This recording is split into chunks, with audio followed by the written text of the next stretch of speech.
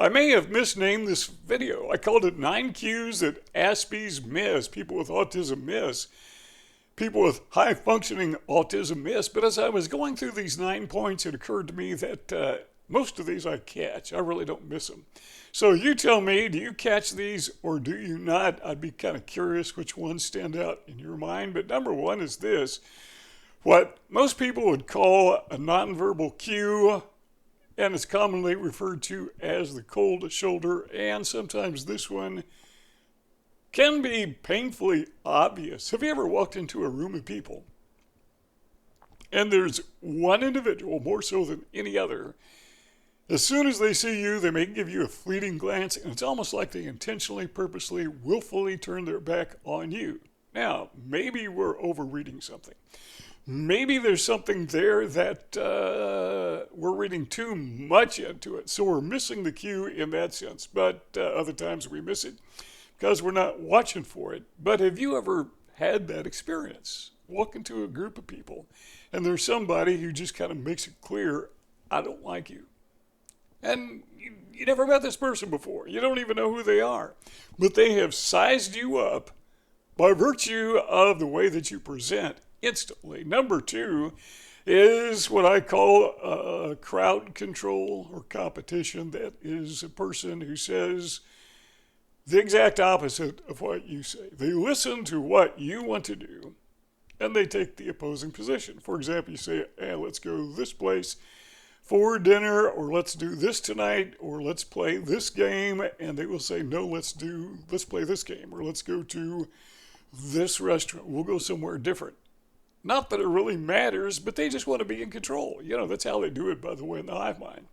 They're constantly struggling to become the alpha. Everybody is struggling, climbing the social entity toward that alpha position, and you're just somebody to be climbed over, someone to be climbed upon. But it seems like sometimes they single you out. They don't do this to other people, they just kind of do it to you.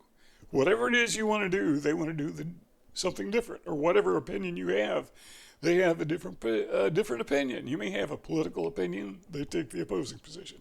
You may have a religious position, they take a different religious position. Not that they really believe it, but it's just a position different from yours. Third thing we sometimes miss, sometimes don't, is this, what I call it, everyone but you. And that is, they're making a decision maybe to go somewhere or do something that's kind of vague, I know, but for some reason you are left out, intentionally, willfully left out.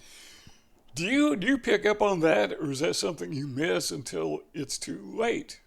And this works backwards. I mean, there have been people that I have intentionally left out, and they didn't pick up on it. I know years ago I used to like to sing and would form quartets or whatever, you know, in a church context. And sometimes it'd be this guy who's tone deaf and didn't want to join in. And how do you tell this guy, you know, they're tone deaf. You can't do it, but they do it anyhow. So I guess that works two ways, but everyone but you, the point of that being. There's sometimes when they exclude you, it's not personal in the sense that they don't like you, but there could be a good reason they don't want you to go. For example, if there's a bunch of women and they want to get together and go out, obviously they're going to exclude me. I don't take that personal. I don't even want to be there. But other times people just, they just don't like me. The other thing is, this is number 4 of 9, and we're going to tie all these together in just a moment, is disinterest. They're just not interested in you. They don't want to have a conversation with you. They don't want to talk to you. You are just kind of a non-entity. You're a non-person. You're not invisible, because they will kind of insult you sometimes to let you know that they don't like you. Number 5 is they are dismissive. And what I mean by that is, it's not that they have an alternate opinion. Like we said before, they may have a different religious view, different political view.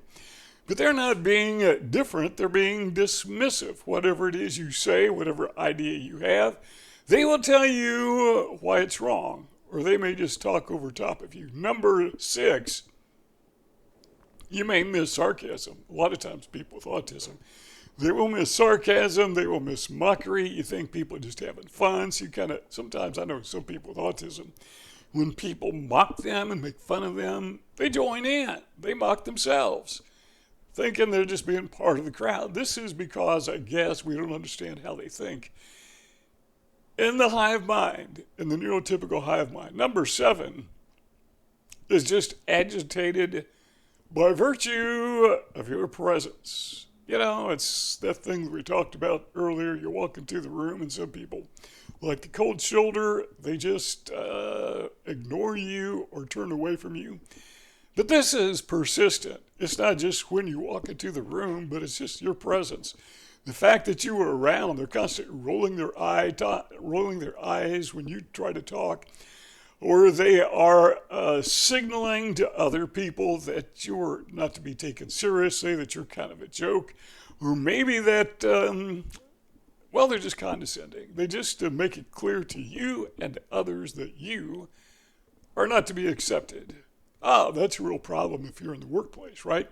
Because you need to be accepted to function in the workplace. Number 8 is they take pleasure when you fail. And I don't know if that's because you're autistic or because they're just jerks, but probably it's a little bit of both. And if you do something wrong, they love to point it out. But here's another thing I've noticed about this particular cue is you may not be a failure, but they will try to make you look like a failure. So whatever you do, whatever you suggest, let's do it this way, they will point out why that doesn't work or why that possibly can't work and how you are so stupid for even thinking that. Even though it's a perfectly good idea, pleasure in your failure. And if you actually do fail, actually do something wrong, they gloat over it and they want to make sure that everybody else notices. Now, maybe not because you're autistic, but often if you are autistic, that plays a significant role. Then number 9 is just general fault finding. Not just in failure, but in everything you do. I mean, the way you wear your hair, the way you wear your clothes or the clothes you wear, the way that you talk, the words that you use. If you just happen to slip up in your grammar or you don't pronounce a word correctly, they will point it out and they make sure everyone else hears it too. What are they doing? I guess that's just, again, another way of climbing toward that alpha position, which is what they do in the hive mind. They are always persistently in that process, all of them, all at the same time, of trying to climb up toward that alpha position. And the way they do that is to find fault in others. But when you have autism, they see you as an easy target. We talk about this a lot, but you're the low-hanging fruit. So they go out of their way to find fault in everything that you do, and they're more than happy for you to be excluded. It gives them a sense of victory. It feeds their ego. It makes them feel like they're a little bit more alpha than they were prior. All right, let's tie all these things together. What happens when you have autism is you normally miss cues. Now, I think people with autism pick up on more cues than sometimes we're given credit for, but we miss more cues than people in the neurotypical hive mind because we're not a part of that. I mean, those people live in that environment because that's the way they think. That's the way their mind is constructed genetically, I suppose, from birth or before birth. I mean, it's congenital. And they do it, this nonverbal communication, they do it inherently, where to us, it's a foreign language. Okay, you can learn a foreign language, you can pick up on cues, and I'll give you an example. And if you live in Australia, I want you to tell me if this is true or not. But if I see a classic car, I'll give the driver a thumbs up. Or sometimes if I'm driving in my old car or pickup truck, people will give me a thumbs up. Hey, I like your car. But I had a guy in Australia tell me one time that you don't give people a thumbs up in Australia because that's kind of like giving them the finger. And I thought about that, and again, I don't know if it's true or he's pulling my leg because being autistic, I can't always tell. But if it were true, that would be a good analogy of how people who are autistic don't necessarily read or understand the language of the people who live in the hive mind. I mean, we're speaking the same language, but there are subtle differences. They all understand. But to us, we don't understand it. So we think we're being kind and considerate, even positive. And sometimes the things we say and do, they see it as an insult. There's a round circle, lower right-hand corner. Click on that, subscribe to our YouTube channel. Be a part of our family, and in the lower left-hand corner, there's a rectangle. Click on that, and we keep talking. That's our library of past videos, and they're as fresh as they were the day that we made them, so you want to watch those as well. See you all next time.